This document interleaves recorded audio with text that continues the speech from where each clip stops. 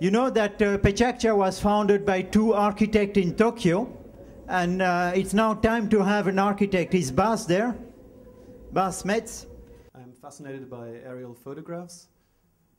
Aerial photographs, there's a kind of contradiction in them that I really like. It is that on the one hand, they show reality as it is, and it's always perfectly acceptable.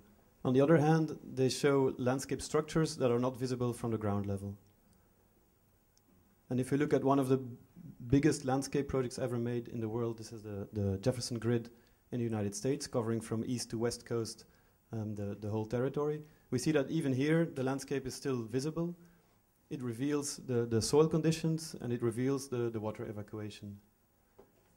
If the landscape is not visible underneath the grid, it's also visible on top of the grid.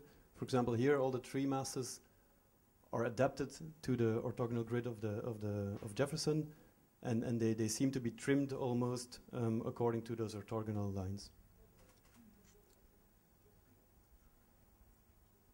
In this third image, we see that two landscapes coexist. The valley landscape you can see at the bottom of the image, and then again the grid on the top image. I show these images as a kind of introduction to show you how we try to start from a precise reading of a landscape to come to proposals for a project. For example, here you see the topographic map of the bigger area around Brussels. You see the Pentagon and the site of Turin taxis. And actually this map shows you something that's not visible on ground level. It shows you a system of valleys, of two valleys, the valley of the Seine and the valley of the Woluwe. And well, the valley of the Seine is a bit disappearing on this image, but actually it shows you a kind of imaginary map that helps us to define the project.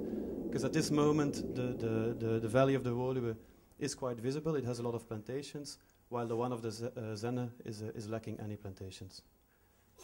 In this image, we project the existing green structures on those two valleys.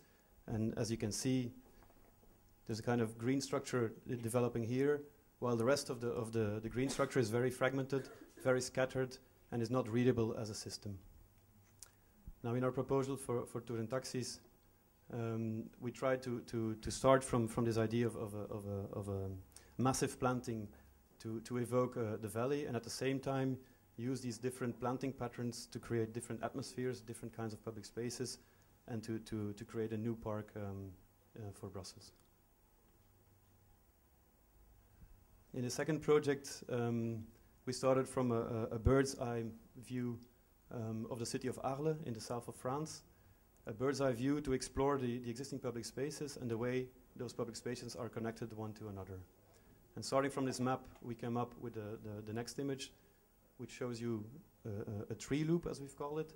It's a loop of trees that is actually connecting all the public spaces of Arles, and especially the site we're working on, which is the Parc des Ateliers, which is an ancient railway site, and which itself is connected via this tree loop to the city center of Arles.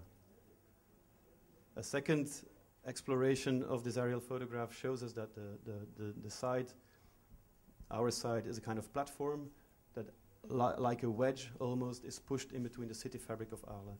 And those two starting points are the main principle of the project. The third image is an aerial photograph, but it's an aerial photograph that was formerly forbidden. It's a Russian air base in Estonia that only recently got opened. And we started here from the aerial photograph to imagine what the landscape could be like, because Estonia plans to build a new national museum on this site, and we were asked to develop the whole landscape around it. So we started from a precise reading of the existing landscape, tree by tree, because this is a spontaneous landscape that has grown ever since the Russians left in '92, and for us it is the main characteristic of Estonia. So we tried to convince the Estonians that we want to show this kind of landscape, and to show it, we provided a kind of entry hall, a kind of tree grid with trees placed too far one from another to really make a kind of cadrage, a kind of viewpoint on the landscape. Next to the grids, we also worked on water, because Estonia is principally water and trees. And we continued the existing ponds to create a kind of chain of lakes, so that the projects consist out of these 4 lakes, and then those grids placed as the entry hall towards the museum. Trees and lakes, because as I said, going from Tartu to Tallinn, for 3 hours, the only thing you see is water and trees. Those trees are mainly birch trees and pine trees, and once in a while, when they need wood, they cut those forests and they keep only the biggest birch trees for seeds. And actually, this image that we saw by accident on the train explains pretty well this idea of showing the landscape through a kind of reading tool.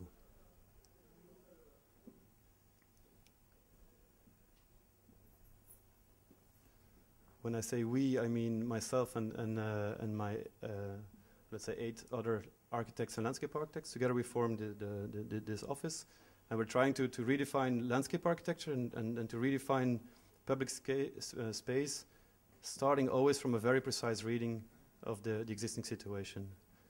And we're right now doing that in these cities in Europe, going from Tallinn to Helsinki to Oslo, Brussels, Paris, Bari, and Arles.